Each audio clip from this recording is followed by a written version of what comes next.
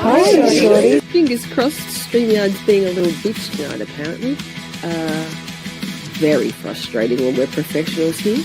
I'm fucking professional. She's a fucking professional. No, goddammit. Miss Shorty, you're muted. Miss Shorty, you're muted. God, yes. Endearing, it's iconic. Cheese breaks, fake breaks, staying hydrated. It's Shorty time. She's a fucking delight. Trial watching, trials and tribulations. It's Camp Shorty calling all nations. What are you drinking? Shall we skip this part? Left or right-handed? Shit, she slid it to the start. She's a fucking professional. Yo, goddammit. You're muted, what? Endearing, it's iconic. Cheese breaks, fake breaks, staying hydrated. It's Shorty time. She's a fucking delight. Psychology corner. Let's learn about stuff. New Miss Shorty music. Calling their bluff. Best chat, best community. We've got the best mods. A safe, supportive sanctuary full of fun and love. Rock out with your cats down. Curse all you want. And here at Camp Shorty, we even say God. She's a fucking professional. Yo, goddammit. You're muted, what? Endearing, it's iconic. Cheese breaks, fake breaks, staying hydrated. It's Shorty time. She's a fucking delight. Hey, Shorties, what's doing, y'all? Get in here, Shorties. Let's fucking go. Camp Shorty. Camp Shorty. Camp Shorty.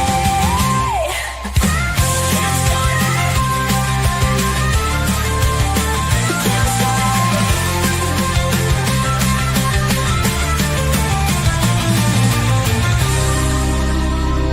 Camp Shorty.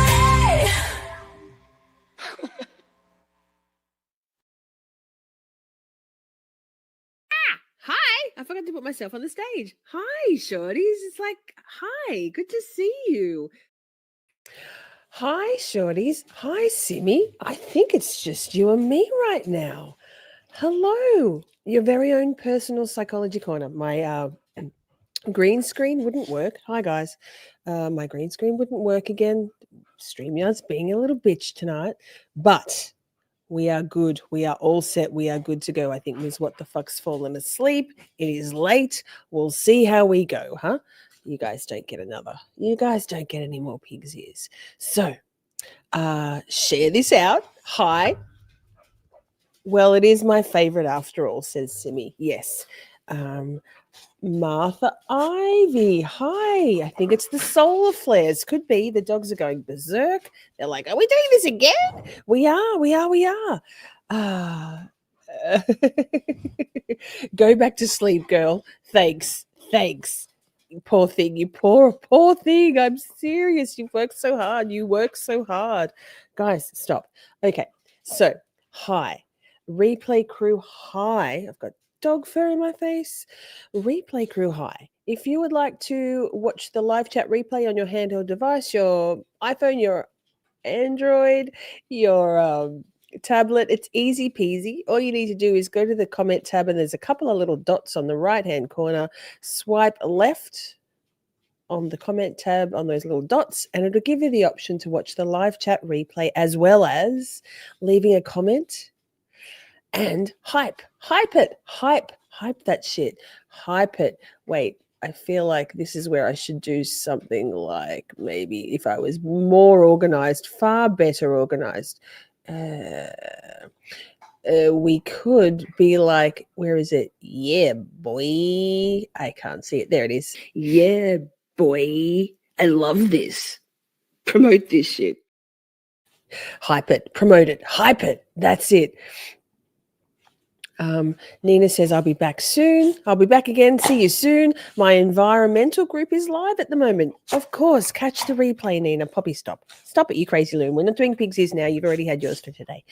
So, what else? Shall we get into it? Because it's late and we'll see how far we get. So, what are we talking about tonight?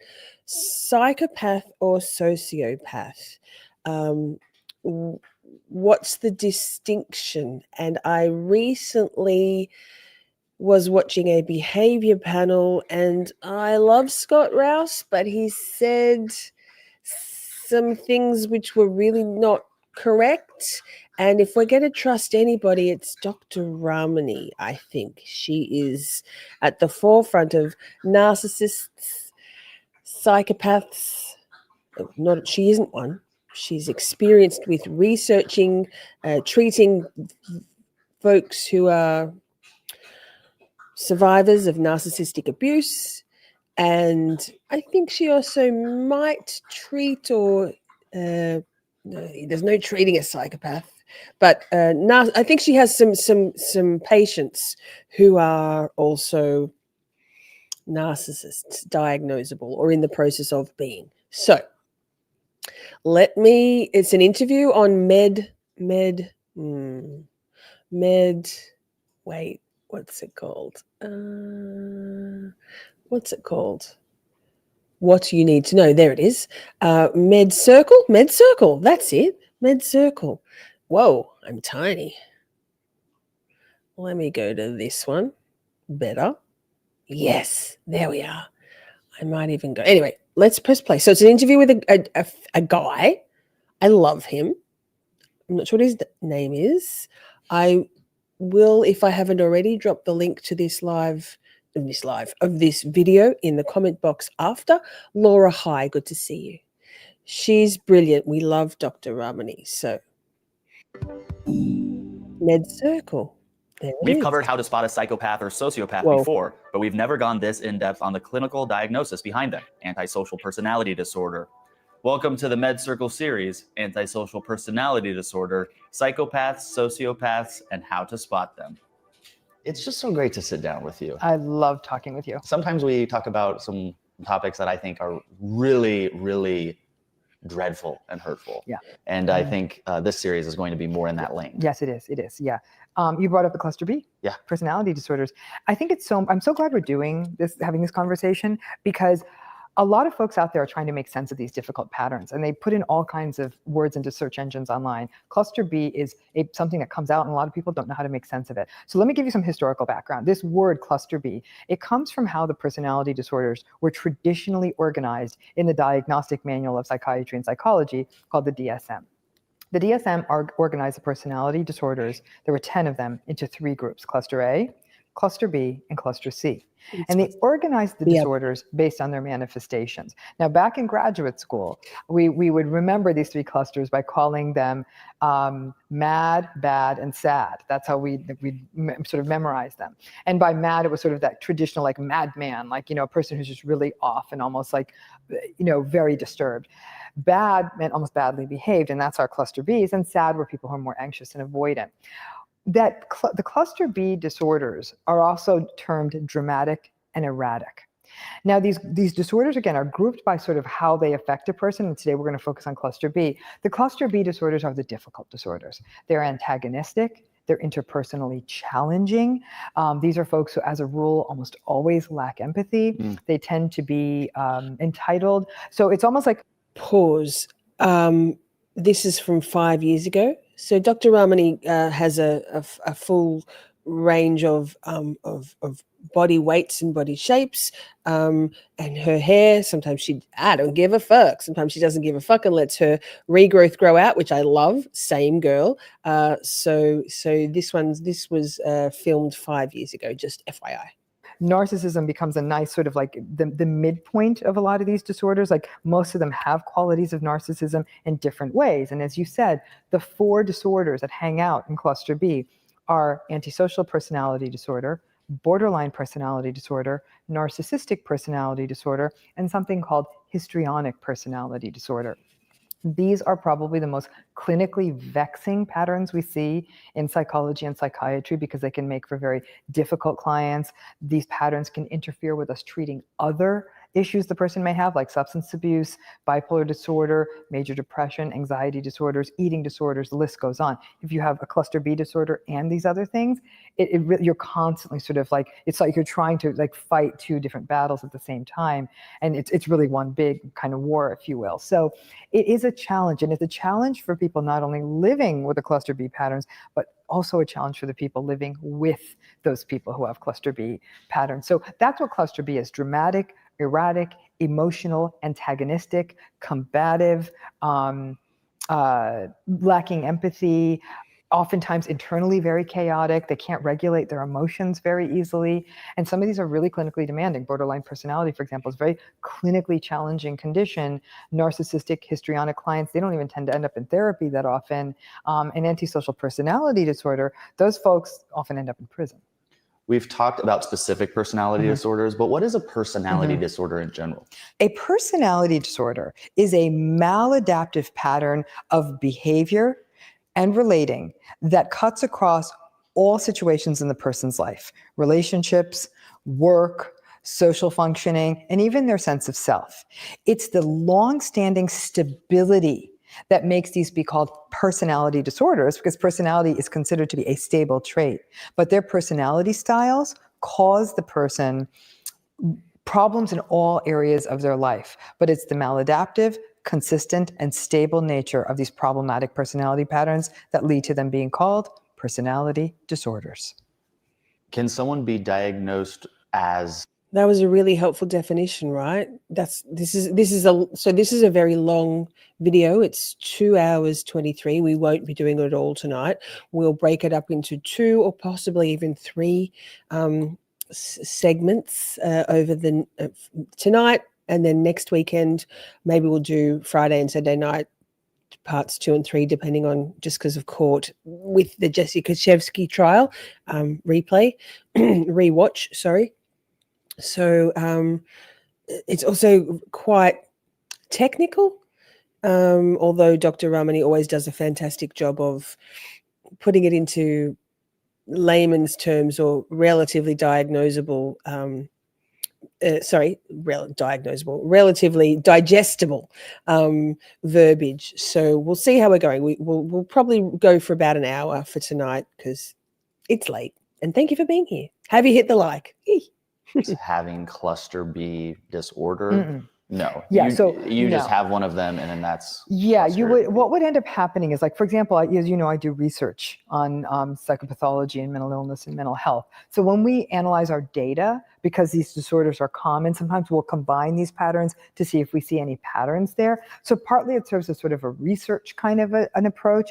It becomes a shorthand for clinicians, but we as clinicians have to be really, really careful about using that term, because cluster B is code for difficult patient. And there's a that's chance really you big. Yeah. Cluster B is code for difficult patient. Now, I can already hear people though saying, well, I'm watching that. My therapist said I have cluster B. Now that's rude. Why would you say I'm difficult? It can feel rude. That's why I'm saying we have to be very careful with these labels. It's really meant, it's almost like, again, it's an organizational scheme.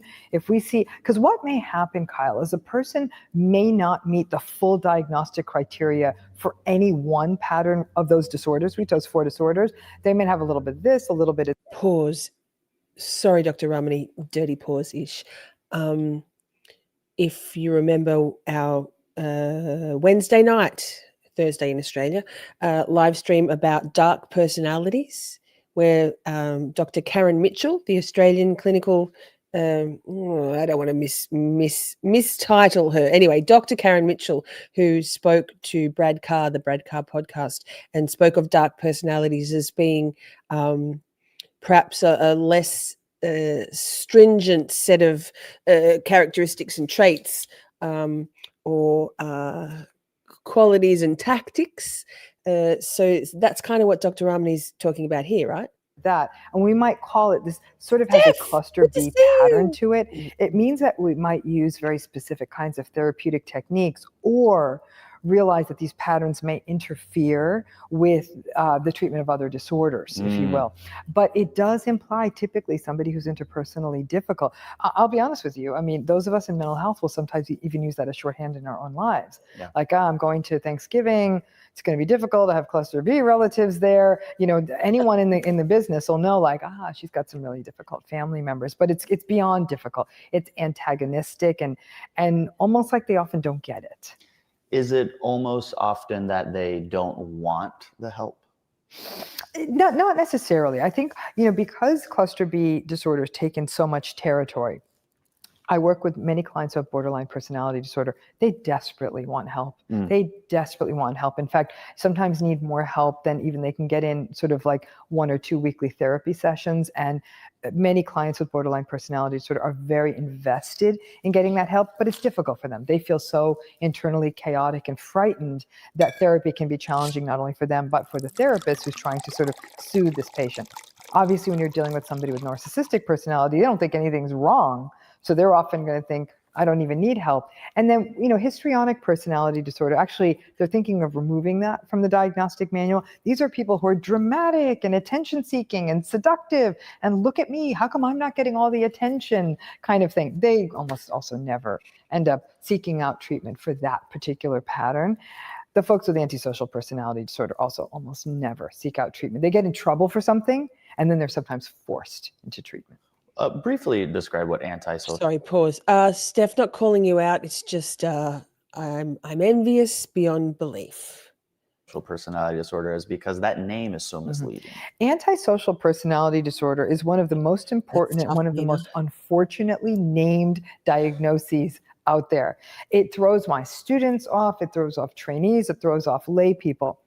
Antisocial personality disorder is actually quite dangerous. It can be quite dangerous. It doesn't mean what we think. A lot of people take the antisocial to mean, these are people who don't want to be with other people, almost as though they're socially anxious. Not at all.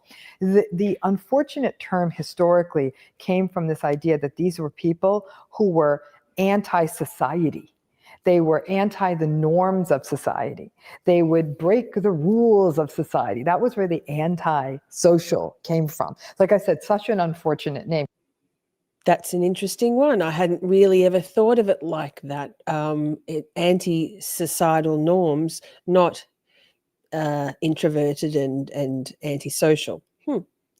I think this might possibly be the most helpful breakdown from Dr. Ramani, and I do think it's got a lot to do with the interviewer, same as Brad Carr with Dr. Karen Mitchell the other night. They're all in the playlist, the Psychology Corner playlist, by the way. So not a dirty pause, Dr. Ramani. Stop it. Because we use antisocial to mean someone who doesn't want to socialize. Like, what would you call it? I would call it psychopathic personality disorder. Yes. That's what I would term it. And antisocial personality disorder is the diagnostic term for things that are called psychopathy and sociopathy in the popular literature, in the media at large, in all kinds of other writing, in criminology writing, but it's not a diagnostic. Those are not diagnostic terms, but those two terms definitely ascribe more to antisocial personality disorder. Now, what is it? Antisocial personality disorder is a pattern whereby a person not only lacks empathy, but they think the rules do not apply to them. They do not adhere to them. They break moral codes, social codes, legal codes. They have a failure to take any kind of responsibility. They're very deceitful. They exploit other people to achieve their ends. They will take risks that will put other people in danger. So they're dangerous. They're dangerous. And here's the ringer. Pause, cliffhanger. One's in the chat if you've come in contact with somebody who is leaning towards that psychopathy. The dogs are barking. I think my boss is returning my work vehicle. So that's what the disturbance is out there. My very highly abusive, psychopathic, without a doubt a psychopath, diagnosably psychopathic, ex-George, thanks, Amy, he would flaunt here. Let me walk and talk chat. He would flaunt the rules and absolutely not adhere to just general basic societal norms. Like if we were walking on in a car park at a mall, a shopping center, and crossing through the car park, the underground car park towards the entrance to the mall, and he would just like blase stroll in the path of the cars, and I'd be like, like that's you kind of scurry across the road, you say thank you, or the roadway, not the road, you know what I mean, where the cars are driving in a car park, and you let them, like, that's how you do a shared space. Society says that, right? And he would just like brazenly stroll on through and take his sweet time because the rules didn't apply, societal norms didn't apply to him. He used to insist on, I don't know why, in posting a letter in Australia. I guess it's the same probably in the States, but in Australia there's a ever increasing postal stamp rate that is required for your letter to be posted. And it's because of the cost of running Australia Post, you have to pay a certain amount stamp, right? And he would go into the post office and say, "I'll have a 1 cent stamp." It's like $1.50 these days. I don't know. It was probably $1.45 then. And they would say, "Why?" And they'd say, "That's not going to get your letter there. It doesn't cover the cost of postage." He'd insist. And then the recipient would have to pay the remainder just because he was being an asshole. And I was like, but that kind of bullshit, and shoplifting, he was a shoplifter. That kind of bullshit only increases the pricing for everybody because of the system having to absorb your, like, not giving a fuck about just general boundaries and guidelines and rules in our society. So they're just some pretty tame ones. There was many more: speeding, driving rules, not wearing a seatbelt, just an absolute disregard for society's rules because he's a psychopath. I personally think that to really call it antisocial personality disorder, you're talking about someone who lacks remorse for the bad things they do. And that's where it gets scary. Can they fake it? That's where it gets scary. I'm sorry? Can they fake it? Can a person fake, remorse. they fake remorse? Oh, absolutely. You can fake anything. You can fake empathy. You can fake remorse. You can fake anything. And they do. They will, when they're finally hauled in front of the press conference, they'll cry crocodile tears, and a year later they'll do it again. That's antisocial personality disorder. Which clusters of disorders do you think are most common? In terms of the personality disorders overall, I actually think that the cluster B disorders may be more common. And the only reason I think I'm going to say that is because when we do research on these disorders, they're the ones that are more clinically compelling. So we may see more clients with these patterns because, especially in the case of borderline personality, they're more likely to get help. That's right. In the case of antisocial personality disorder, they're more likely to end up in prison. So there are these two groups of folks we study a lot because of the sort of the distress we see in borderline personality and the danger that can be created by antisocial personality. So if you were, and there's 4 disorders in that group too, so it's going to up your number up a little bit.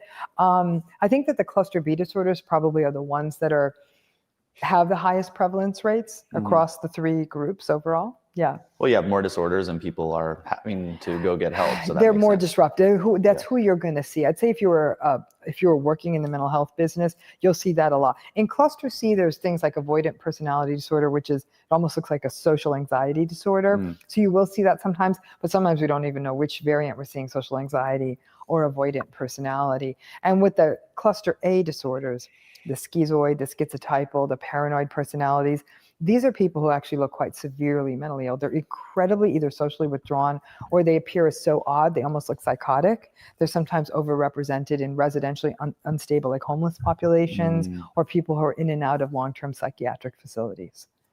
Is there hope for people who are in the cluster B camp?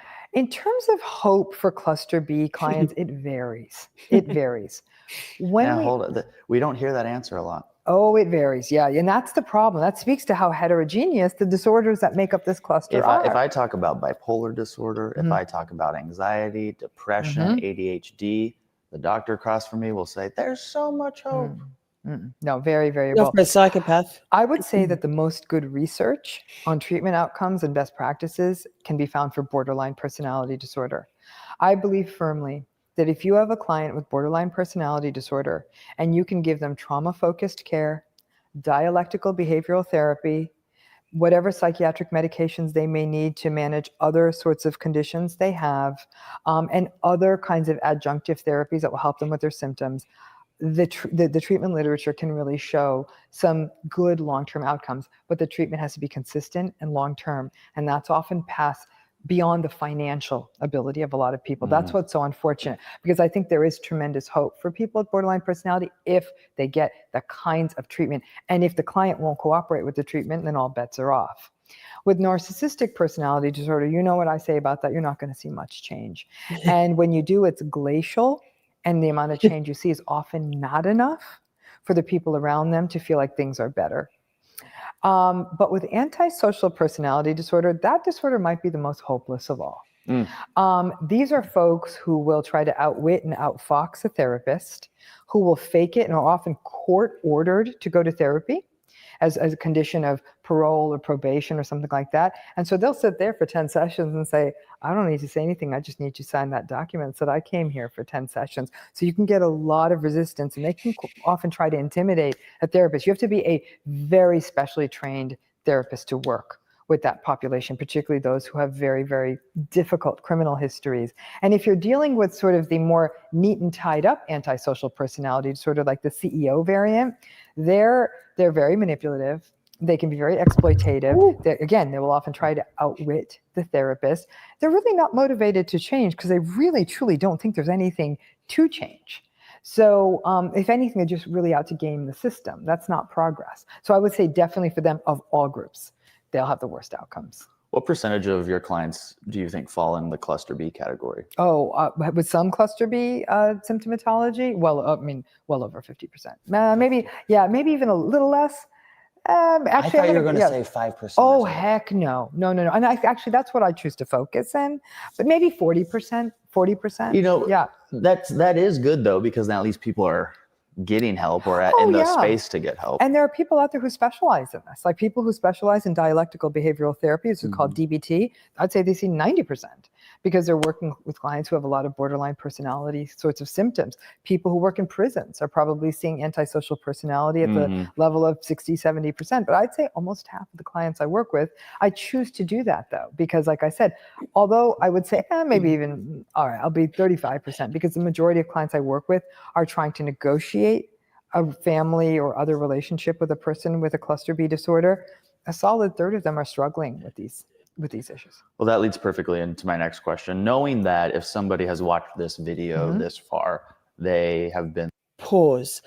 Interesting. There are a lot of crossovers between the symptomatic or not crossovers, like parallels, I guess, between the symptoms of borderline, Stephanie, you read my mind, borderline personality and neurodivergence. I've done a lot of soul searching and research on this because there are some similarities. I don't think that borderline personality disorder, like diagnosable, is the spectrum, because and I'm pretty sure she gets into it, maybe even now, these are extremes, like painful extremes. Yes, like a Venn diagram. There's painful extremes in borderline personality disorder that are like turning a tap on and off. In my experience, we neurodivergents tend to experience a lot of long-term patterns that sustain or feed into our tend to sustain and feed into our legitimately experiencing dissolution of relationships, friendships, and things. So we have a valid reason to expect and fear and dread that almost inevitable likelihood that friendships, relationships will fall by the wayside. The borderline personality disorder fear is all encompassing, disproportionately extreme, and not necessarily based in lived experiences. They come so there are a lot of ostensible overlaps or parallels, but it's in the extreme nature of how an individual experiences those kind of extremes. There's things like the ADHD part of neurodivergence, which tends to consist of kind of spontaneous, ill thought out decisions or actions, behaviors, different to the borderline personality disorder recklessness, which is all part of the extreme self-loathing that a person with borderline personality disorder experiences. Extremely personalization of their fear of abandonment, which then fuels into self-medicating with reckless behaviors. So it's the extremes that are different. And so I was tentatively, in fact, it was me who approached my therapist just after my husband died to say, because my auntie heard about borderline personality disorder and she thought, maybe this is you. This was 30 years ago, 25 years ago. And I'm like, I mean, it could be. And my therapist, who was a psychologist, can't remember, Dr. Bandari. I think he could prescribe, but he also was a therapist. He must have been a psychiatrist. He was like, I mean, there are some similarities, but he goes, I mean, maybe. So it wasn't a definitive diagnosis. It didn't, and some of the pieces fit for me. Some of the things I could kind of identify with in terms of borderline personality disorder and how my experience. It was also only within 18 months of my husband dying suddenly. So of course I'm going to have some extreme fear of abandonment because yikes. So then when the realization came to me almost 6 years ago now that I was neurodivergent, that I was autistic, and then subsequently I'm also ADHD, those puzzle pieces all fit perfectly. Whereas borderline personality disorder was like, I mean, maybe. So there. Too long, don't read. Similarities, but it's the difference in the extremes that set aside borderline personality disorder and the neurodivergent experience. Does that help? Likely given a diagnosis of a disorder in the cluster B family, or they know somebody who has. Pretty sure Dr. Bandari goes on to explain all that. What could I ask them on their behalf that you would think would be most beneficial for them to hear? I think that the big question people have is from the person, there's two sides of it. From the side of the person who's experiencing it is, what do I do? I'm not only always miserable, I feel like I'm making people miserable, and then from the other side, I think the question would be, pause. I'm just going to address what Simi said. Where I say all the puzzle pieces fit completely for me, I don't mean I identify with every single checklist item of the adult woman checklists, like the self-diagnosis tools. I mean that there was far more, yes, definitely, than the kind of in the borderline personality disorder sort of criteria, diagnostic criteria.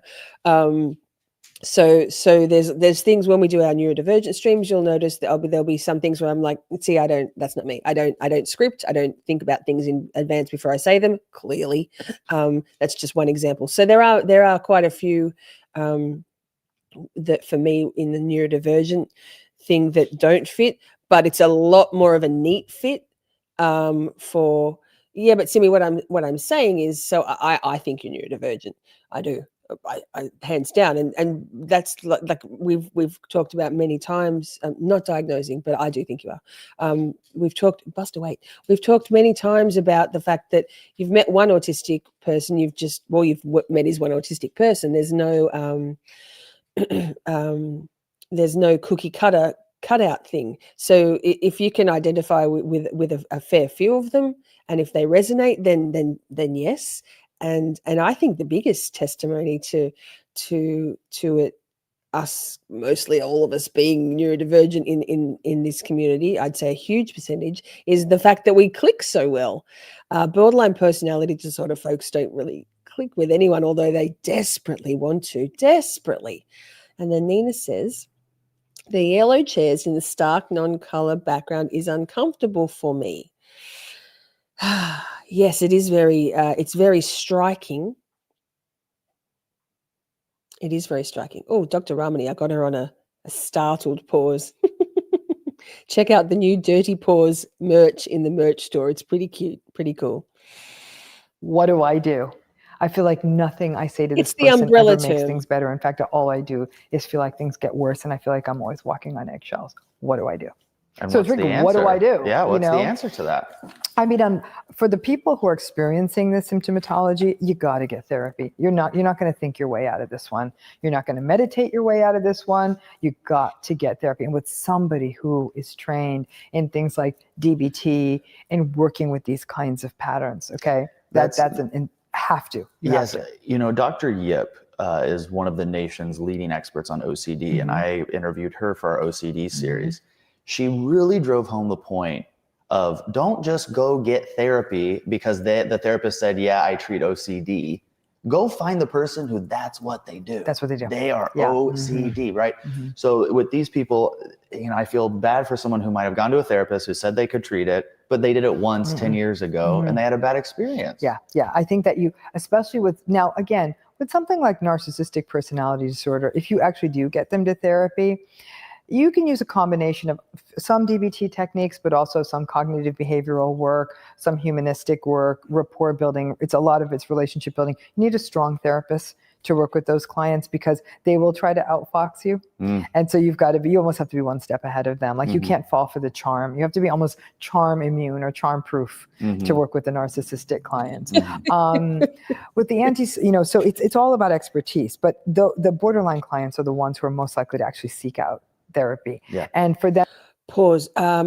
Also, the interviewer is a great interviewer. Sorry, he's great. I do think that's part of the reason why this is such a great video, because he's very good at the interview with Dr. Ramani. But he said, he referenced as an example a specialist in OCD.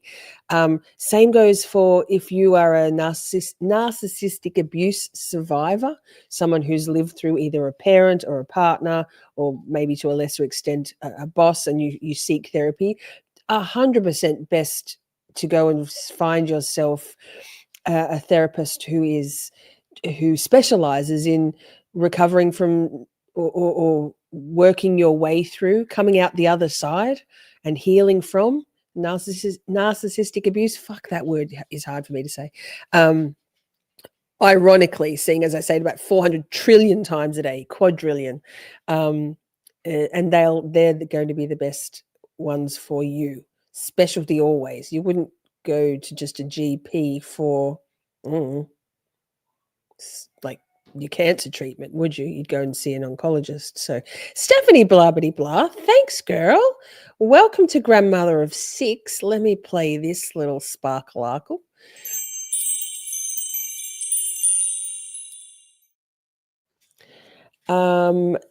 Thanks, you're in the draw.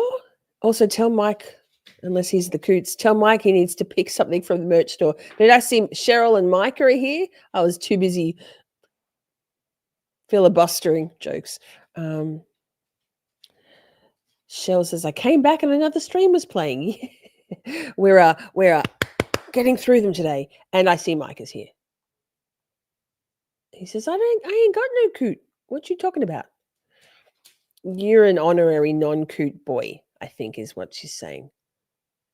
Mike O'Day says, I'm the coots.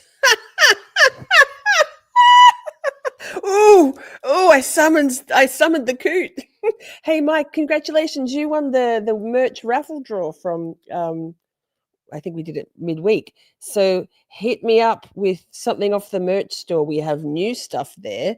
A t-shirt, a mug, a tumbler, a cap. There it is. Mike had the coot. Okay. I'll press play and Buster needs to go outside. So I'd say, like I said, you do it right. What do? You need to get help from somebody who knows what they're doing. And it might even be a team of people who know what they're doing. In fact, DBT is best delivered in a team approach with a combination of group therapy and individual therapy and some medication management. On the other side of it, if somebody in your life is experiencing these cluster B patterns, it's going to be difficult. I'm telling you that right now. And you're not a bad person for thinking it's difficult. Because a lot of people, I feel guilty, there's actually something happening to them. How dare I think that this is difficult? Because it is. Because the nature of these patterns is somewhat antagonistic. That again, it may be that they're feeling insecure or chaotic inside, and that's why they're lashing out. At the end of the day, it doesn't matter. When somebody lashes out, it doesn't feel good, regardless of the reason.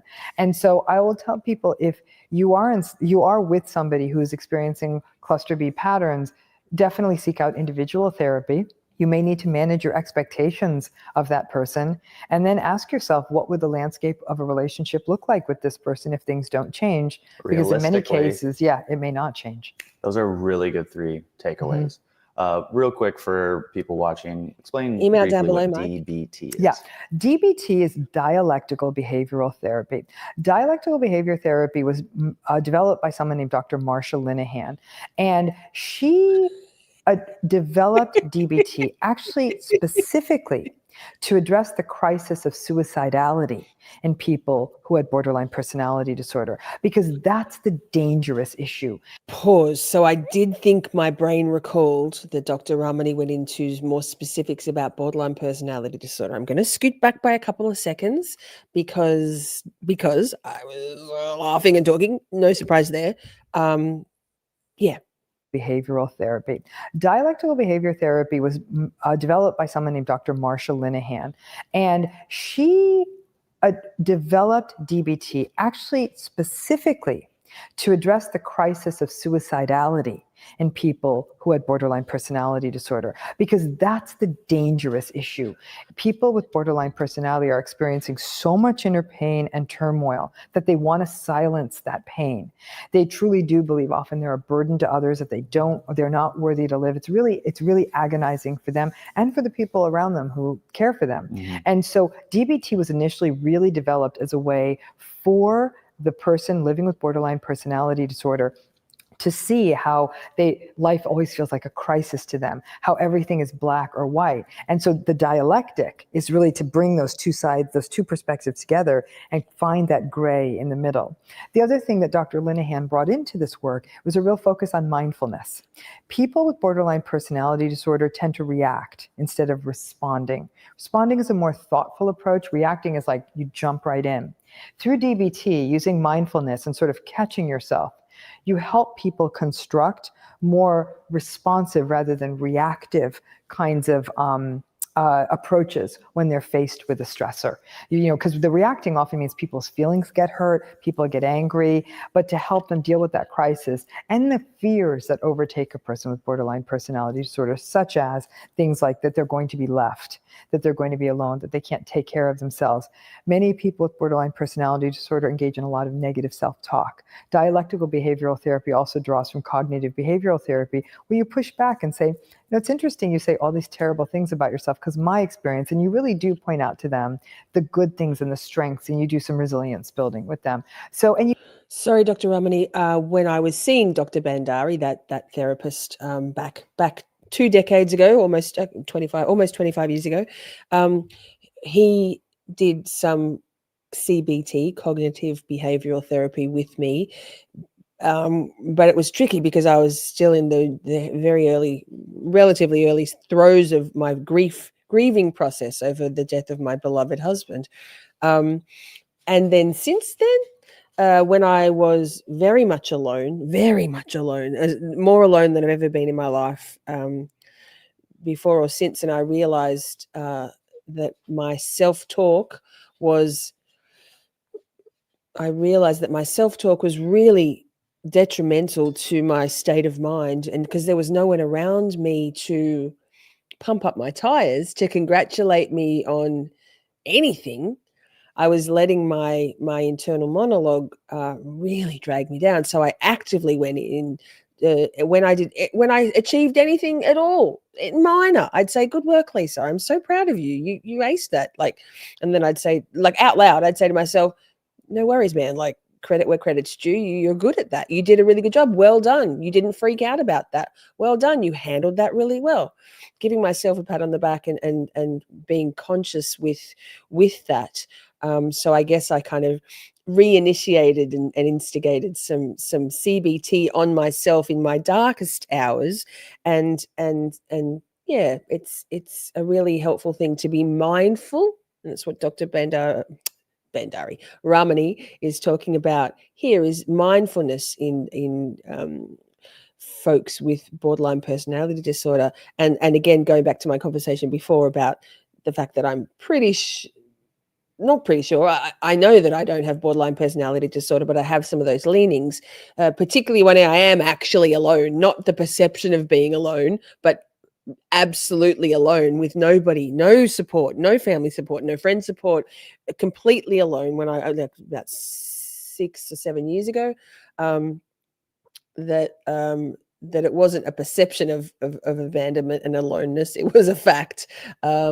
I very rarely have negative self-talk these days because I am not alone, and I don't perceive you all as about to abandon me. So that just suggests to me again that that it's a neurodivergence diagnosis for the win. And don't let anyone tell you what's going on with you, and when you know yourself the best. I guess that's it, unless they're a trained therapist who specializes in that thing. You have them do homework assignments between sessions, so they do a lot more monitoring, so they can start seeing their own patterns. DBT has been shown to reduce the rate of suicidal thoughts, suicidal actions in people with borderline personality disorder, and it's really the only evidence-based treatment we know of right now that has any consistently good outcomes in persons with borderline personality. True. I just want to touch on two things you said that really struck a chord with me. The first one is mindfulness. It is Pause. Sorry, sir. Micah, yes. While Dr. Ramani is talking about CBT and DBT in relation to treating these cluster B personalities, it's not exclusive. You're right. Absolutely. Many people who are experiencing mental health difficulties without that diagnosis can absolutely benefit, and do benefit, from both, either or, not mutually exclusive, and or CBT and DBT to effectuate and sort of be the catalyst towards improving one's life, because life's too short to be sad, right? Life's too short to be mired down in mental health issues when they can be worked on if we are open to it. Thank you, Mike. A good point. becoming a reoccurring theme in all of my conversations about mental health. Yes. Which makes me think, if there's one thing we all could do to make our lives better, it would be to be conscious of what we're doing, mindful of what we're doing. And then the second thing is that difference between reacting and responding. Yeah. That's huge. We live in a very reactive world. I mean, especially when you think about tweeting and texting and responding to those tweets and texts. But that's reacting Amen. to tweets and texts. Yeah. Dr. Ramani. Responding means you stop, you think, Pause. Relevant. So relevant. The number of times in the last like 3 or 4 weeks in particular, but also, I mean, no, for a long time I didn't even go there, like whatever. But for the longest time, for so many times when I'd be like, and they go, back it out, like back it out, delete, cancel, Do not be. I even screenshotted a reply that I wanted to hit send on, but I didn't, and sent it to Bookie, Misadventurous Book Mouse on Twitter. I'm like, I want to reply so badly, but I'm not responding or not reacting, because reactions you can't take back, right? Ay, ay, ay. Responses, much better. Emotional regulation, very helpful if you can achieve it. Not always, we're not perfect, but shit. Meaningful. What would make sure, how do I write this so I don't hurt people? That it's actually beneficial to either the receiver or other people who will be seeing this message. You go through a series of cognitive steps. But unfortunately, technology doesn't. I mean, I wish all technology made you like, are you sure? Are you sure? Are you sure? Like, That's an app and idea. then, and honestly, they made you like, it went 60 seconds. Yeah. And then another, are you sure? And then another 60 seconds. And then, are you sure? Because by then, a lot of reacting would have come down, and you're like, forget about it. It's not that important. I mean, think about those emails that you write in a rage, and hopefully you don't send them, and you save it, and then the next morning you read it and you go, thank goodness I didn't send that Never email. ever put a name in a subject line of an email until you're ready to send it. Yeah. That's sort of a bit of advice, but it's that react, respond, and mindfulness are linked. And because everything these days is so quick, and we're judged on speed, and everything's designed not only for speed, but not to catch ourselves before we go off the edge, Yes. that we can send things without, back in the day, you'd have to like write the letter, fold the letter, put the letter in the envelope, find the stamp, write the address, go to the mailbox. That was 9 times you could have said, maybe I shouldn't send this. Yeah. And so that's where that mindfulness is a stop, it's a feel, it's a think, but that does mean awareness of other people. And if you don't have empathy, all the mindfulness in the world may not necessarily pay out. Let's get into it. What is antisocial personality disorder? Yes. So antisocial personality disorder is a long-standing pattern of inability to comply with moral, legal, ethical, or social codes, or really an unwillingness to do so. These are people that are characterized by lying, deceit, malice, lack of empathy. They exploit other people. They break the law. They lack responsibility. They don't follow through on things. They have very checkered work histories, that kind of thing. They'll use aliases. They'll put other people at risk. And they lack remorse or guilt or shame for the bad things that they do. So that's what antisocial personality disorder is. Now, there's a little interesting wrinkle in this diagnosis. In order for a person to be diagnosed with antisocial personality disorder, we also have to establish they had a diagnosis of something called conduct disorder prior to the age of 15. Conduct disorder probably best sort of ascribes to what we might call juvenile delinquency. These are kids who were who've either engaged in illegal activities like theft or assault, but also things like torturing animals, setting fires, bullying peers, abusing, taking advantage of peers, and that could even include like sexually exploiting younger peers. There's sort of almost a willful cruelty, even though they're children, and they often won't show remorse or even recognition of what the ramifications of these actions are. So these are kids who may end up in juvenile detention, who will have trouble with educational systems, may drop out of school. So you have to establish this track record that they were a kid who would have these kinds of problematic behaviors prior to the age of 15. And then after the age of 18, we diagnose antisocial personality disorder. So they don't have to get the diagnosis before the age of 15 because someone could skip it. Someone could skip it. In fact, they often do. Right, but you would go back and tell me about when you're teenage years and then go, you probably had conduct. And they'll say, I skipped school all the time and I got expelled, or I assaulted a kid, or I assaulted a teacher, or I stole my dad's money, that kind of thing. It doesn't have to all be big ticket stuff. It could be the if you will, the kind of bad childhood behavior like bullying or stealing candy a lot or stealing other kids' lunch money, that sort of thing, those kinds of patterns. Yeah. To play devil's advocate, though, couldn't that just be a symptom of bad parenting? Sure, it could. Absolutely. But you still get the disorder diagnosis? You could, yeah, because even still, that bad parenting is the predictor of lots of psychiatric disorders. Amen, You know what I'm Dr. saying? So at Ramani. the end of the day, parenting has a lot to do with what gets shaped. Is it a guarantee? So if a person has a traumatic neglectful, or invalidating childhood. Is that a guarantee that things will go wrong for them in adulthood? Absolutely not.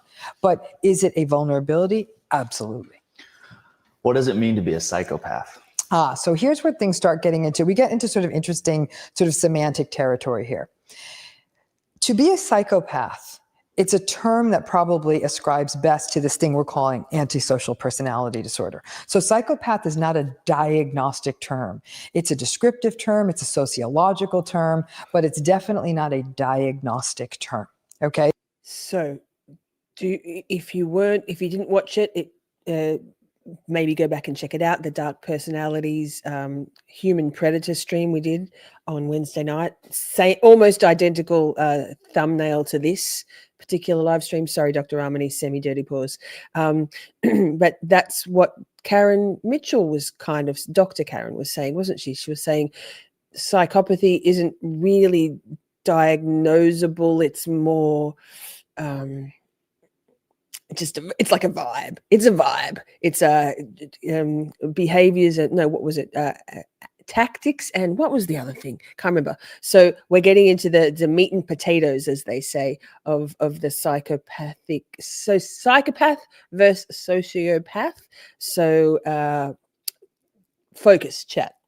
But researchers will use it and that sort of thing. So a psychopath is somebody who tends to be very calculating, manipulative, cunning, smart, malevolent, dangerous, exploitative. They have very little empathy. They don't really think through the consequences of their actions. They really don't care about the consequences of their actions. They break rules, ethics, laws. They violate moral codes. They're deceitful. A real picnic. Yeah, love to meet one of those. But it's not actually, you can't be diagnosed as a psychopath. Yeah, so if a person met those criteria and this was a long-standing pattern for them since childhood, we call it antisocial personality disorder. Yeah. I understood.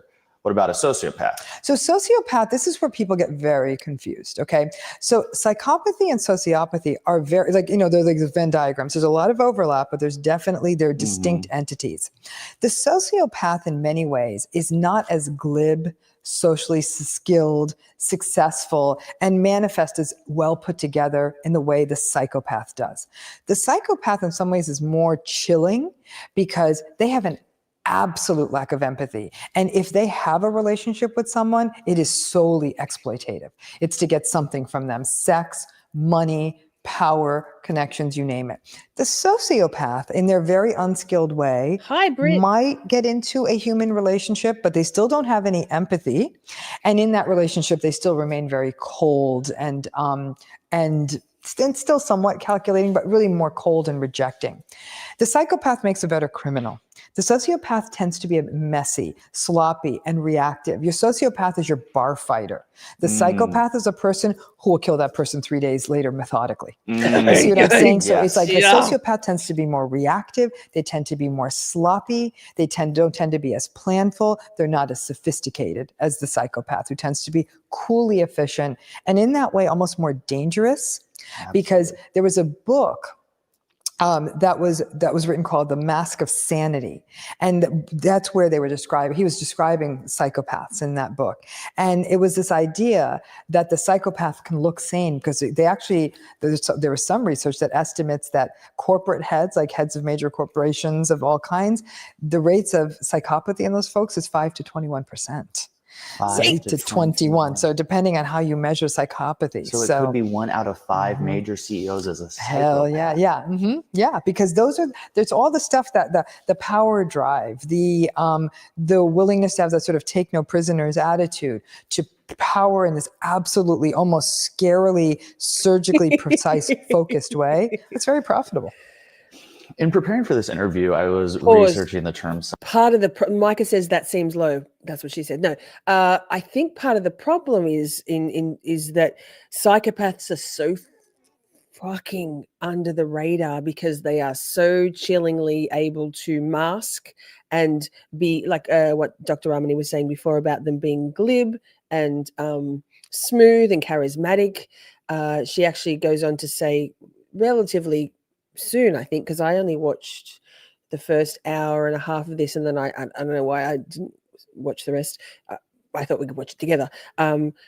She talks about how if she comes across someone who is overly charismatic and charming from the jump, she's like, "Ee!" Her like psychopath, like radar, like goes right off. So that antisocial personality disorder radar, and she extricates herself from the social situation if she can when she comes across someone really overtly and sort of over the top charming. So ta-da, jazz hands. Look at he's got his jazz hands. What a fabulous gent. And we've got no cleavage from this guy, whereas Brad Carr the other night was giving us all the titties. Psychopath. And it was almost, I would say 80% of the time correlated with serial killers. Almost like it was an interchangeable term. Like almost all serial killers are psychopaths. Probably almost all of them are, because there's a precision to being a serial killer, right? Because in order to be a serial killer, you have to have killed 2 or more people. So you got away with 1, right? So you got away with 1, and there tends to be some very stereotyped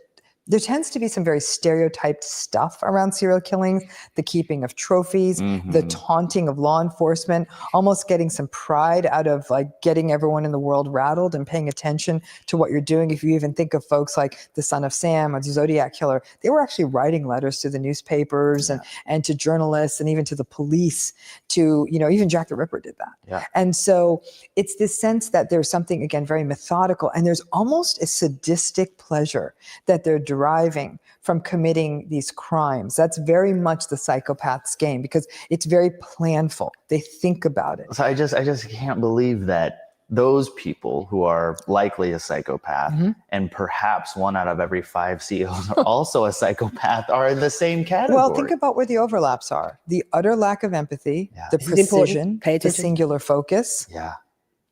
Very similar in those 2 ways. So could you have... No, because you have to have utter lack of empathy. I was thinking, could you have a psychopath who uses his makeup for good, but it's not that way?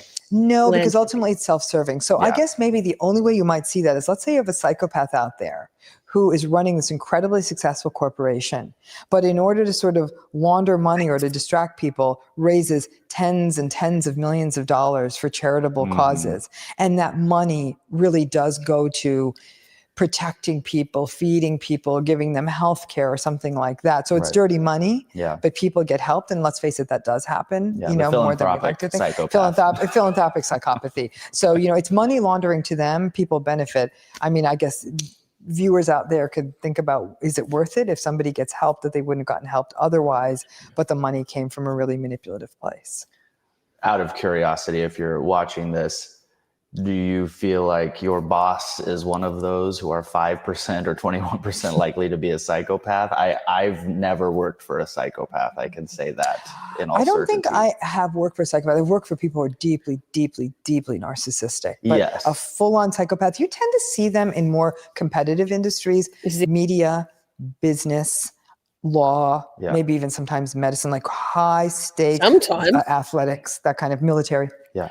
High stake. Pause. Sometimes medicine, ma'am. I'm going to say anesthetists, brain surgeon, neurosurgeons, Isaac Wolf, looking at you, God complexes, people who feel like they can fuck with people's humanity, 1,000,000,000% almost always, if not psychopaths, then 100% narcissists, hardline narcissists. 100% sometimes medicine. She's just distancing herself because she's in medicine. High visibility kinds of spaces where the profit lines are high and the stakes are high. I mean, let's face it, when you hire people to do a job, you're not doing a personality test. You're looking at what they can do. And if they're making money and you're hiring for a company, then you're going to look at the person who hires money, and you may not ask questions about how they're getting that done until after the fact. When does someone going back to antisocial personality disorder? When does someone cross the line between or from suave? Pause. I'm pretty sure he almost said anti-syrup, which is very close to maple syrup. So, I mean, just saying, if you missed it, it's sad. You'll have to scoot back. Confidence to antisocial personality disorder? I mean, obviously, someone being suave and confident is not a diagnosis or an indictment. It is to me, actually. When I meet suave people, I get really put off. Like, to me now, charming people are terrifying. Is that a Ramani tip? Yeah, it's a Ramani tip. That's a personal if Ramani I meet tip. charming people, I tend to excuse myself to the restroom, and I will often join another table or something. It terrifies me. Okay, so if we didn't know each other and we're at a party and I go, "Oh, Dr. Ramani, I've seen your videos on Med Circle. Let me get you a drink. You look fantastic tonight. I love your shoes. Wow, you're so smart and intelligent." You would go, "Oh my gosh, thank you. I You would have lost me at I love your shoes. You said nipple syrup. I gotta probably start watching how I act around these mental health professionals, because No, I tend to be very complimentary. Yeah, but complimentary. But then there's a point to which, like, I don't. Sorry, Dr. Ramani. Laura, yes. I think it feeds the narcissistic supply. Maybe not psychopaths, but narcissists. So not all narcissists are psychopaths, but all psychopaths are narcissists. So narcissists need a constant supply of attention, adoration, adulation, any kind of energy. And if they can't get positive energy, they'll take negative energy, which is why you see people, RDK, people in, I don't know, the free Karen world sphere at the moment, devolving into whatever, saying whatever, doing whatever, so long as they're getting that supply. Moving on. This is very relevant right now. What's your angle? Yeah. You know, that's the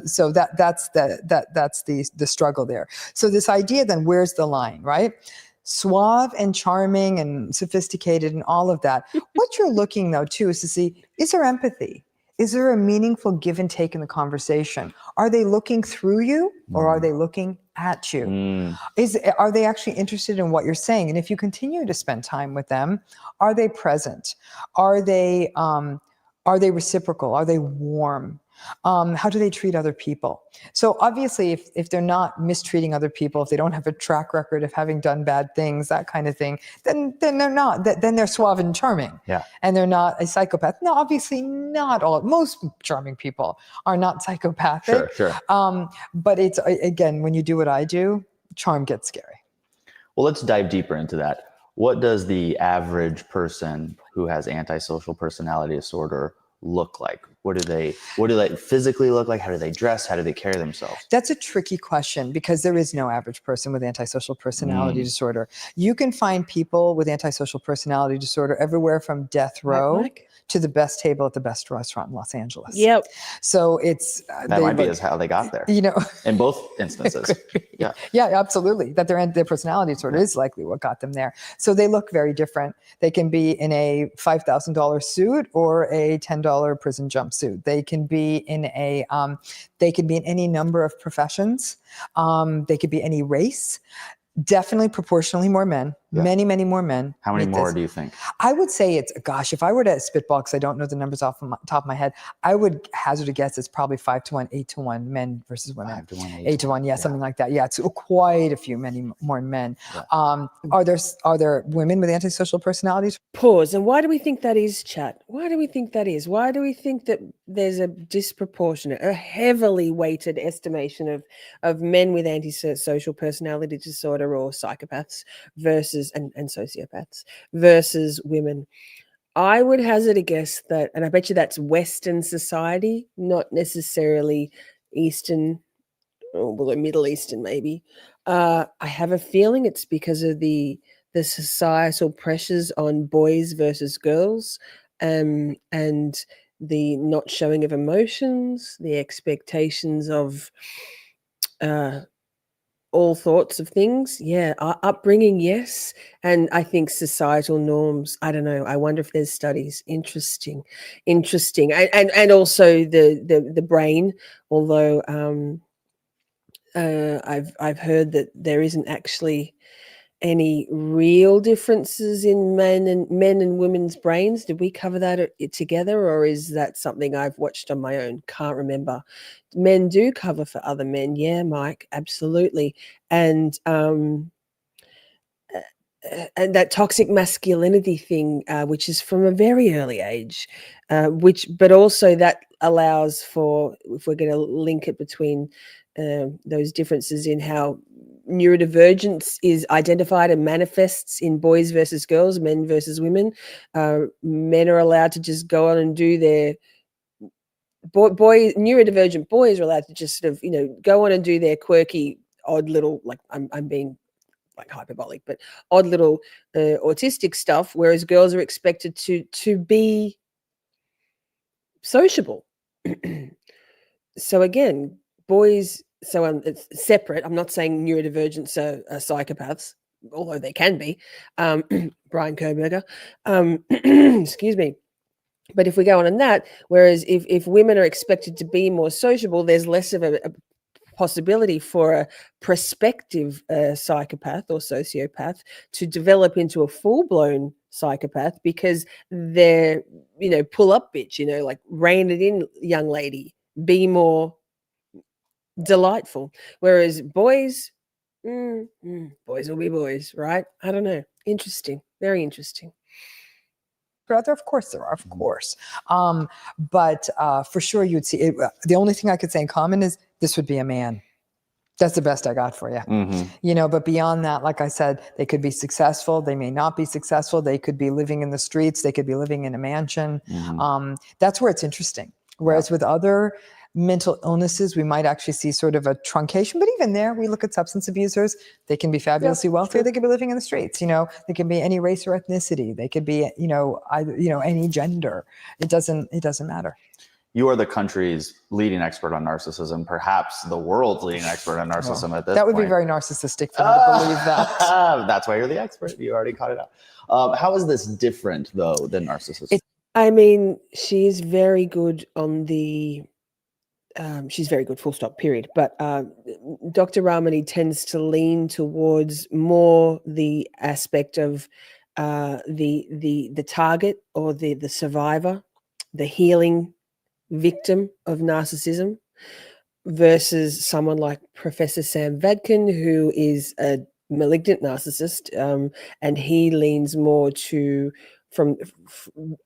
into the research on being a narcissist. So they're two sides of the same coin. And I mean, he's not in the US, but the interviewer then just said, in the world, possibly. And I'd suggest that there are a few equal sort of experts in this field, coming from slightly different angles around the dome of narcissism and all of that. It's a very good question. What I view them as on a continuum. And here's a good rule of thumb.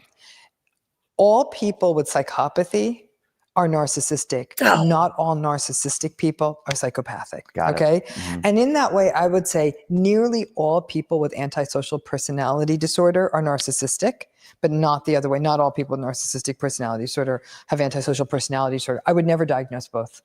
If you have antisocial personality disorder, it's a built-in that you have many traits of narcissistic personality. Simi, no, he doesn't help the narcissist. He says there is no help for the narcissist, because there isn't. He provides a perspective on narcissism from the narcissistic person's viewpoint, and he is the one who coined narcissistic abuse, hoovering, breadcrumbing,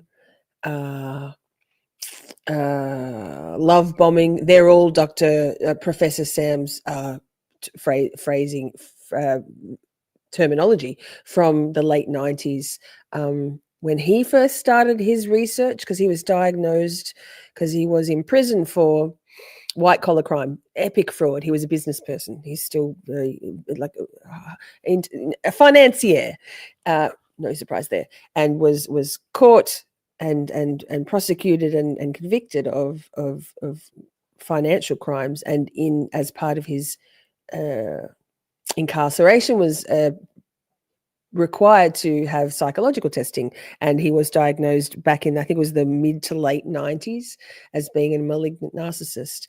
And he then, because he's hyper obsessive, I think he's autistic as well, perhaps, made it his life's work to understand himself. No cure. And so he he's unique like that, because most narcissists refuse to believe or admit, consent, acquiesce that there is anything at all wrong with them. So no, there is no hope. He doesn't advocate for trying to treat narcissists at all. At all. I love him. He's so good. We've watched, I think, 1 or 2 of his videos, maybe. Very thick accent, hard for some of you old ferals to focus on in Camp Shorty, but definitely worth watching when you're not chatting. So it's a continuum of sorts. It really is. And so narcissism there's a form of narcissism we sort of term malignant or toxic narcissism. These are people who have all the stuff associated with narcissism, like the lack of empathy, entitlement, et cetera, et cetera. But there's also a really hard, manipulative, exploitative edge to them.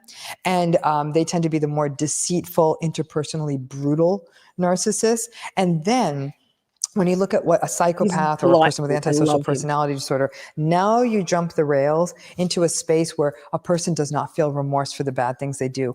People with narcissism actually do feel guilty or shameful when they do a bad thing. They will, more shame than guilt. Think of that line in Scorched Earth, double down that shame rage cycle. So that's a narcissist. A narcissist hate themselves so much. They hate themselves so much. They hate everything about them. They're trying to individualize from their feelings of what's the word? Fuck my brain. Too many hours talking.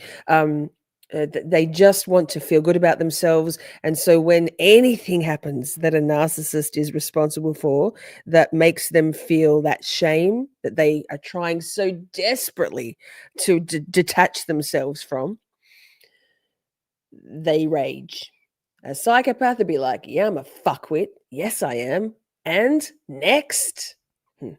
Shame's a very public emotion, but they'll definitely feel bad about it, whereas a person with antisocial personality disorder or psychopathy in general won't. As a technical matter, and it's a fine point, but I want to make it. The way DSM allows us to diagnose antisocial personality disorder, symptom number 7 is the one that's called lack of remorse. Okay, that there's a specific symptom called lack of remorse. You can get the diagnosis though, even if you do feel remorse. Yeah. And I struggle with that because I have interviewed, and in my research, we've interviewed many people who will say, I did a bunch of really bad stuff. And I did this bad stuff because I was living in a very dangerous neighborhood in Los Angeles. I came up with the wrong kids. I get that. I had an abusive family. I was gang involved. We stole, we assaulted, I did time, and I feel awful about the lives I ruined. And they're genuine. They've done their time, and they're actually now devoting their lives to better work. They're participating in research. Like, they feel bad. Yeah. And the remorse rang true. So they didn't get, in our research, they didn't get that, but they still got the diagnosis. I get that. So, do you see what I'm saying? Whereas psychopathy requires that lack of remorse. That's right. Mm-hmm. Well, Dr. Ramani and I sat down for an entire series on narcissism. And if you would like to watch that, here is a little preview. So when we talk about narcissistic personality disorder, there's a long list of patterns, and they have to have 5 of the 9 on that list. It has to be something we call pervasive, meaning it cuts across situations with a variety of people, at work, at home. It's not just like they're narcissistic to only you and they're nice to everyone in the world. It tends to be pervasive. But here's the rub. It has to involve what we call social and occupational impairment and subjective distress. That's a fancy way of saying it is messing up that person's life. They're aware it's messing up their life, and they're uncomfortable with it. And that's where you don't see as many people with narcissistic personality disorder.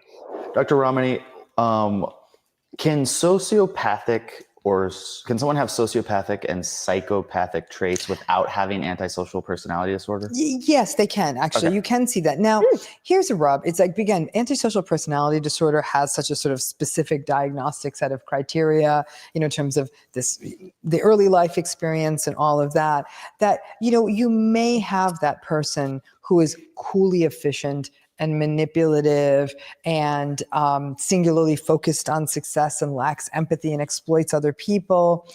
maybe they'll come in right under the threshold. At this point, we're sort of really, we're splitting hairs. Does that make sense? Like, Yes. who cares what the word is? Thank you. You know, I mean, it's dangerous. Yeah. It's problematic. Yeah. You know, my work in this area is very much focused on how people with these patterns affect people in relationships. I can tell you this now, people with psychopathy and sociopathy 100% are not built for close, intimate relationships. They just don't, they cannot put the roots down deep. And I think what ends up happening is because they're so smooth and charm and glib and successful, they absolutely draw partners in. Many times for the psychopathy, it's like big game hunting. They just want the trophy. They want the prize of it all, or they value that partner. They're very attractive. They're very wealthy. They're very successful. They may be a bridge to something they want, or they just want sex. Yeah. I mean, it can literally be that simple. And in fact, you do see that in when we look at the Heyyyy Psychopathy checklist, which is a very famous, frequently used checklist research Did you say scale. the hair, Like hair? hair, but hair like a bunny.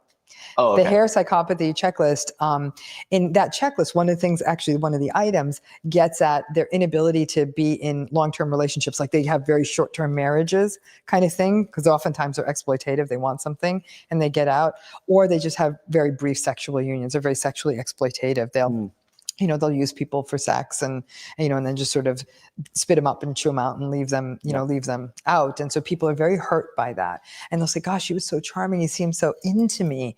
But that's because they're so charming. And that's why you avoid charming people. It's why I avoid charming people, because really their damage comes from the fact that if you don't know what you're dealing with, it's so easy to get drawn in because it feels like a fairy tale. It really, little do we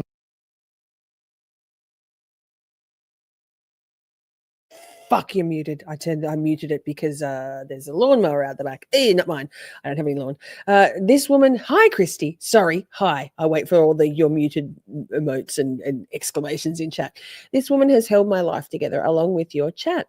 Hello, Miss Shorty, mods in chat. Hi, Christy. Dr. Ramani is fantastic. I didn't discover Ramani, Dr. Ramani. Her first name is Ramani, so it's okay to call her Ramani. Until I think like December, when all the shit was going down in like the initial shit in my world. And retrospectively, I've done a lot of this myself without her. I wish that I'd had her input 6, 7, 8 years ago. I've said it so many times. I cannot stress enough how good Dr. Ramani's book is. It's Not You.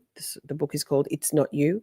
It's on Audible, or you can read it if people still read. I wish. I don't have the attention span or the eyesight for it these days. It's so good. It's so validating. So Christy, if you haven't already read or listened to It's Not You, I think it's a 9-hour book-ish.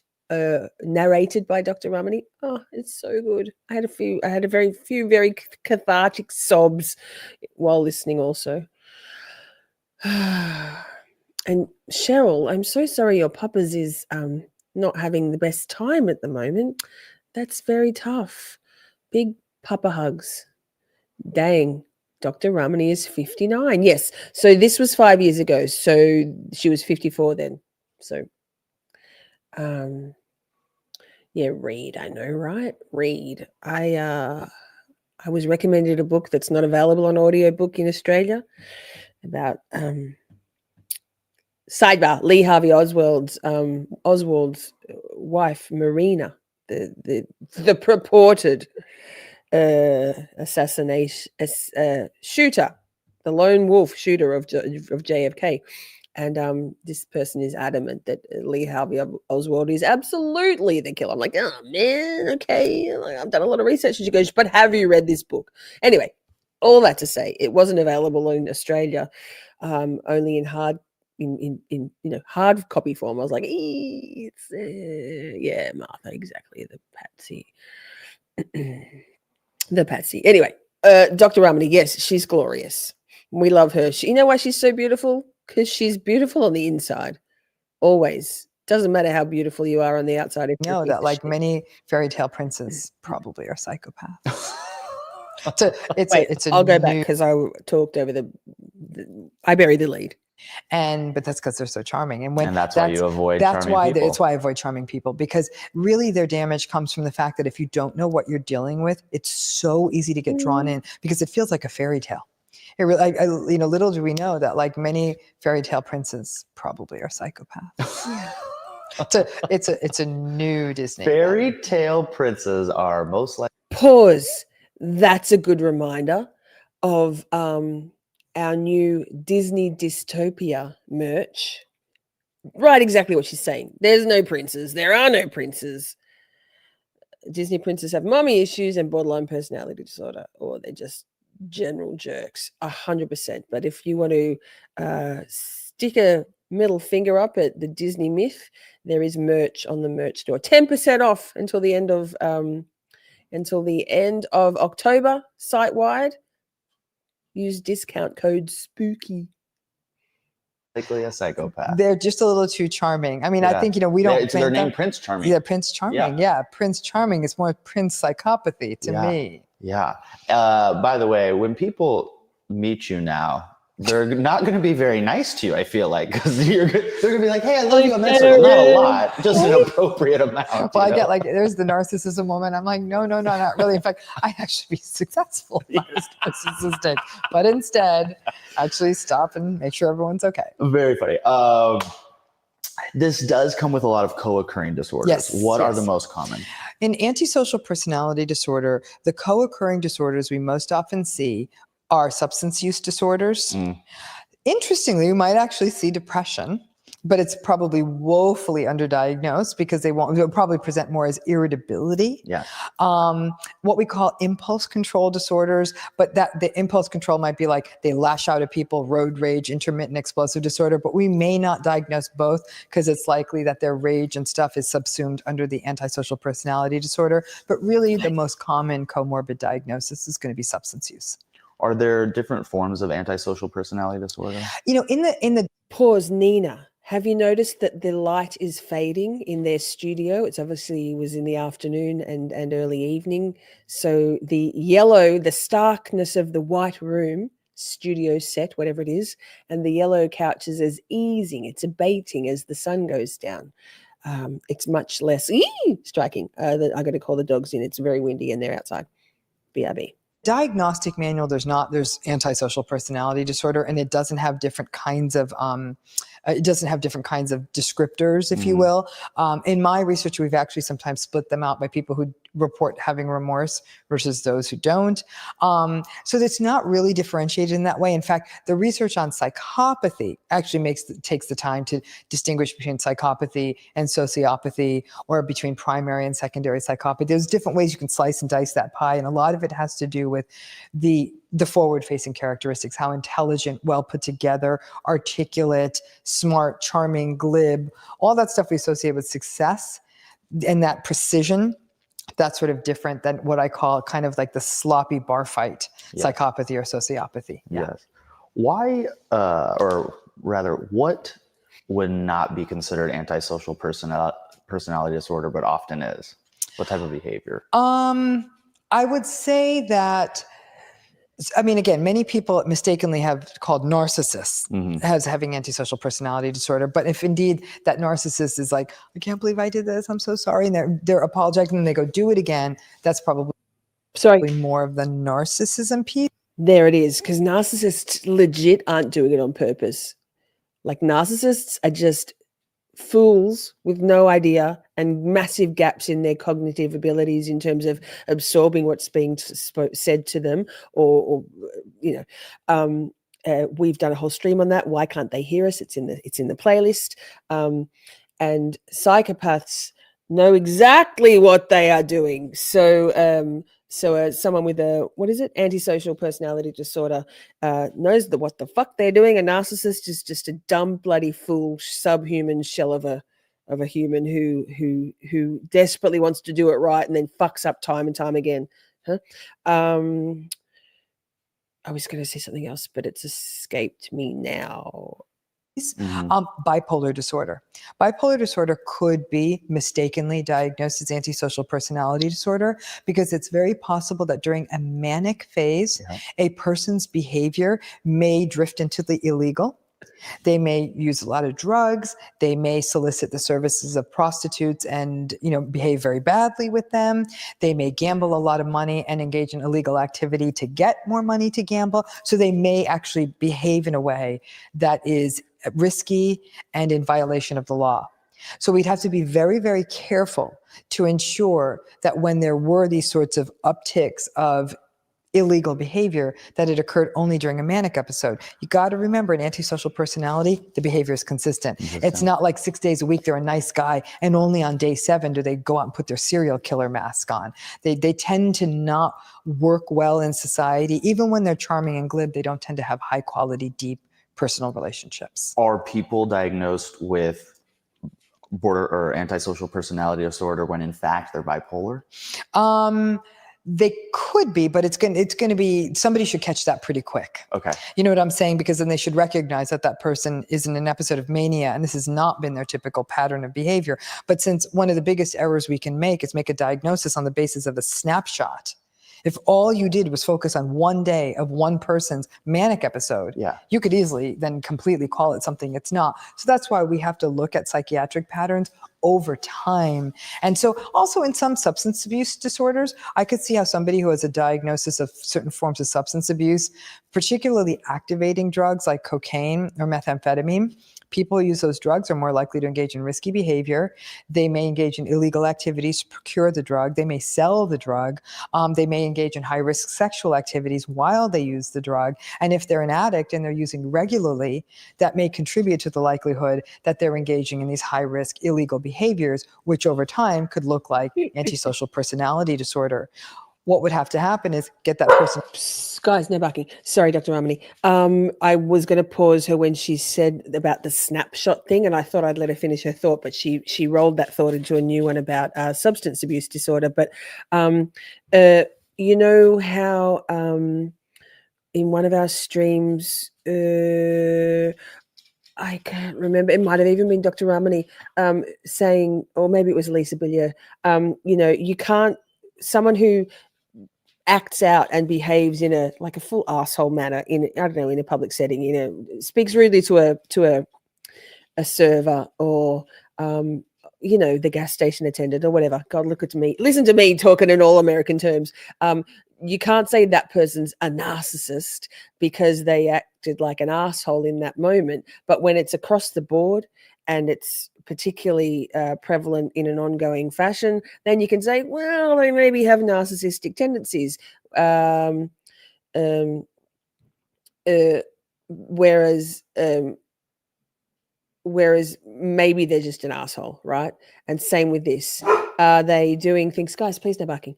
Are they doing things that is part of a manic episode, a bipolar episode, or substance abuse?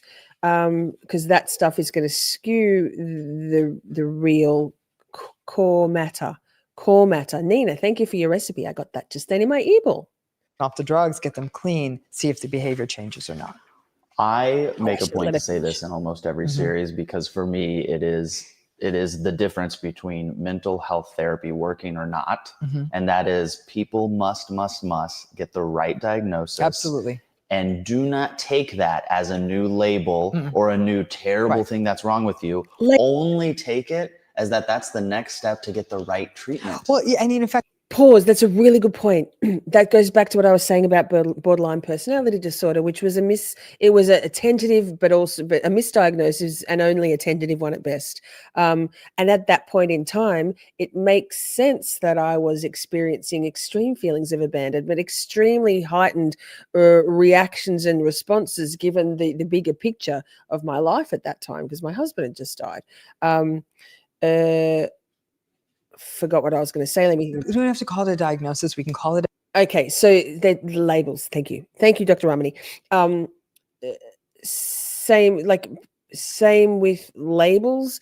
It's really important to make sure that you feel good about what's being suggested is wrong with you at that point in time of your life, and it's basically just a stepping stone, that diagnosis, if it fits at the time, not with something like schizophrenia or narcissistic personality disorder. There ain't no stepping stones there, although schizophrenia can be treated, so can bipolar.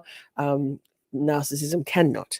But take it as an opportunity, as opposed to being a label. Take it as an opportunity to get some better understanding about yourself, so you can work towards like mitigating that and managing that diagnosis with whether it's CBT, DBT, medication therapy, just general therapy, shadow work, mindfulness, all of these things. Really important. It's a stepping stone to improving yourself, your state of mind and or your mental health, to be the best version of yourself that you can be at that point in time. But you got to do the work. The pattern. This is the pattern I I'm love that even experiencing. better. I've been really, we're talking about depression, I'm sad, I'm more irritable than usual, You know, so we're looking at patterns, and these are patterns that make a person uncomfortable and make it so that they're not achieving at their fullest potential. Yes. Because really my goal as a therapist is to get a person to achieve at their fullest Keep potential, listening, Lisa. to be the best version of themselves. Dr. Sue Varma in New York, Like, we I've did a heard it series before. with her on depression. She goes, my job is to give people what you just said, an optimal life. That's what I do. Right. People go, yeah, but I can deal with it. I go, you could, but why don't we work hard to make it even better? Right. I love that. Yes. Pause. And I think that, and Princey isn't here tonight, but she's been very open. She was here in the very first stream, the new merch launch draw, some really cool, cute stuff, and a 10% discount code. Anyway, we did that at the start of the night. Check it out if you want to see what's new, or head to the website. But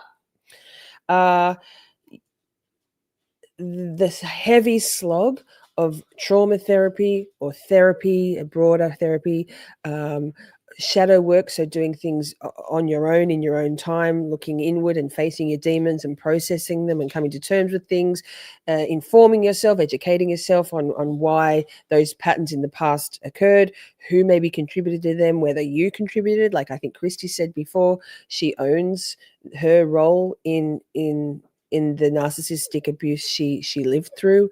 Don't be hard on yourself though, because until we know, we don't know. It's the Rumsfeldian, we don't know what we don't know. Until you know and somebody validates it, given all of the tactics used by narcissists, the gaslighting, unintentional, and psychopaths, the intentional gaslighting, the crazy making shit, and the coercive control, it's understandable that it takes us a long time to, if ever, to open up.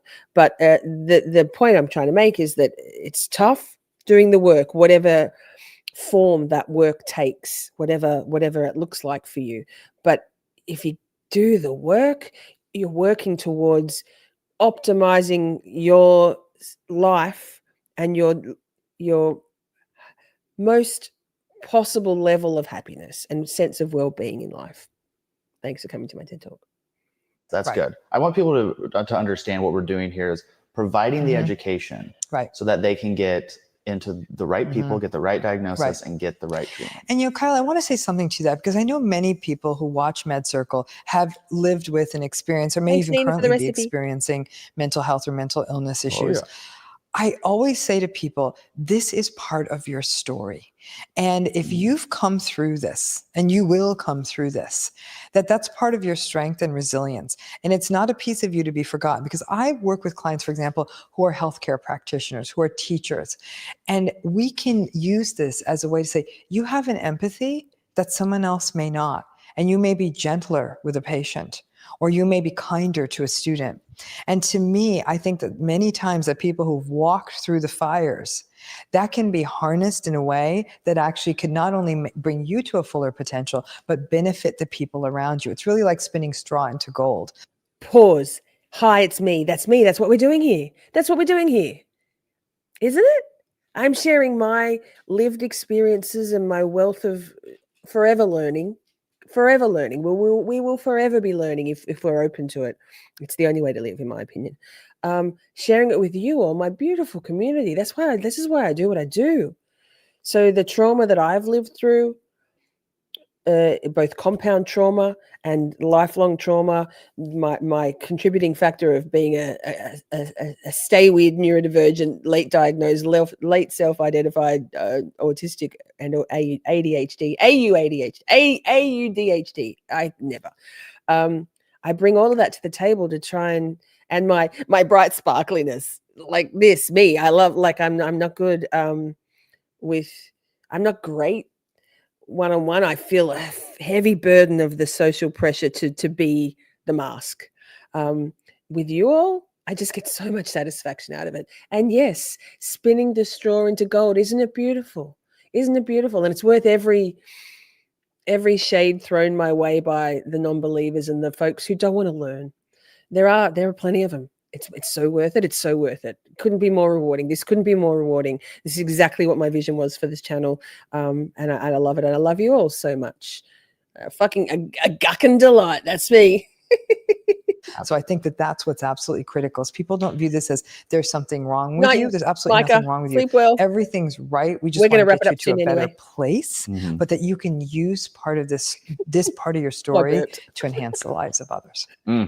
That's so beautiful. I would love to leave it right there, but I have more questions for you. Good, great. Let's keep going. Let's keep going. So I can't leave it on that perfect note that you just. How about we leave it on that perfect note? I'm going to scoot back and we'll leave it on that perfect note because it is getting late. Let's hear the end of Dr. Ramani's beautiful sort of wrapping up, but they do go on for another, not go on, they go for another hour and a half. So we'll save that for next weekend. With any luck, time, we'll see. Harnessed in a way that actually can not only bring you to a fuller potential, but benefit the people around you. It's really like spinning straw into gold. So I think that that's what's absolutely critical. Is people don't view this as there's something wrong with you. There's absolutely nothing wrong with you. Everything's right. We just want to get you to a better place, but that you can use part of this part of your story to enhance the lives of others. That's so beautiful. I would love to. That is so beautiful. So I'm going to leave that there. Stephanie says no. Stephanie says no. We've been going for all of the hours. It is late where you are. I'm so sorry. Anyway, it was a whole thing. I started the whole day late because slept in. A whole thing. It's a whole thing. It's a whole thing. Chat is Bay Simi. I love you all very much. I love you all very much. So we are back to regular programming at Camp Shorty, Friday and Saturday nights. We will carry on next weekend with the Jesse Kuchevsky trial, day 6 and 7, and I will make sure that moving forward, because we've still got 10 more days after, it's a 16 day trial, including verdict watch. So I will make sure that we don't neglect the psychology corner, because Camp Shorty is therapy and we all get so much from it, myself included. Chat is Bay. Thank you, Nina. Don't forget, if you've got recipes either you've pledged or you would like to submit, even though you might not have pledged a recipe, or for our Camp Shorty's Hot Box, we have a winner. Tony P won the vote, won the poll. Camp Shorty's Hot Box. Thanks, Tony. Ms. What the Fuck and I will now be pulling all those recipes together. So it will be a buildable cookbook. There was a deadline. It was last week, but it was only for the people that really wanted a deadline. Let's make another deadline for next Saturday night. How about? And send your recipes to my Gmail address scrolling down below, or you can contact me on the Contact Us form on the website, missshorty.com. Also, you're very welcome, Martha. We'll carry on with it next week. I will put the link in the description box. Trying to remember to the video if you want to watch it on your own. But it's Med Circle. If you just type in Dr. Ramani, so Psychopath and Sociopath, you'll find this. And that. Have I got any more housekeeping? Oh no, I think we're good. I love you all very much. Thank you, beautiful mods. Thank you, friends. Thank you, Stream Elements. You're a fucking soldier. Enjoy the rest of your weekend. Be kind to each other. Take a minute before you press that reply or that send and think, is this a response or a reaction? Mindfulness. It really helps. It really helps. You'll feel better about yourself if you can manage to regulate and respond, not react. I love you all very much. Chat is Bay. Let's go.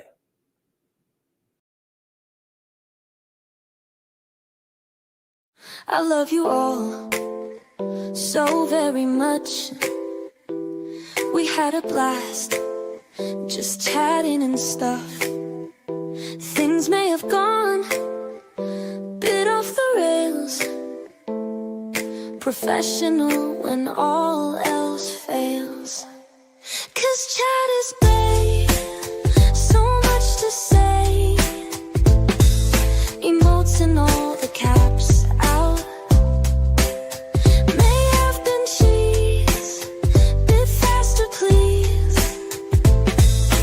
time has come, Camp Shorty out.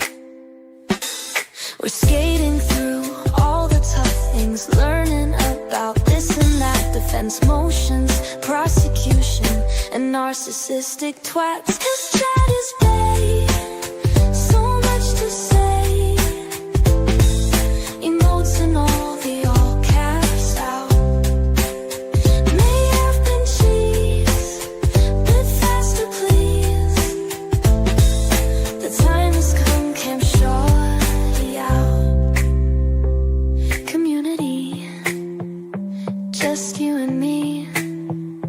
Occasionally, Buster and Poppy. It's the whole thing. Me, Shorty, swing. Together we make each other happy. 'Cause chat is bae, so much to say. Emotes and all the caps out. May have been cheese, bit faster please. The time